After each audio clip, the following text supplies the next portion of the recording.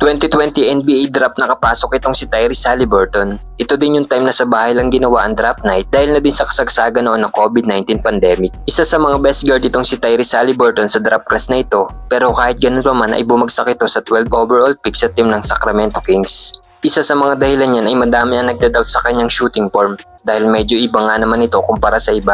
Got kind of an awkward release falling to his right.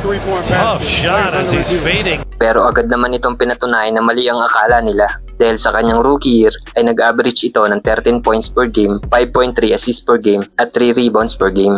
Napatweet pa nga itong si Tyrese sa kanyang mga haters noon na hindi naniniwala sa kanya. At higit sa lahat ay napasama ito sa All-Rookie First Team kahilera nila LaMelo Ball at Anthony Edwards. On Hill looks him off, watch yourself, giving him the rhythm and the blues. That's what to do.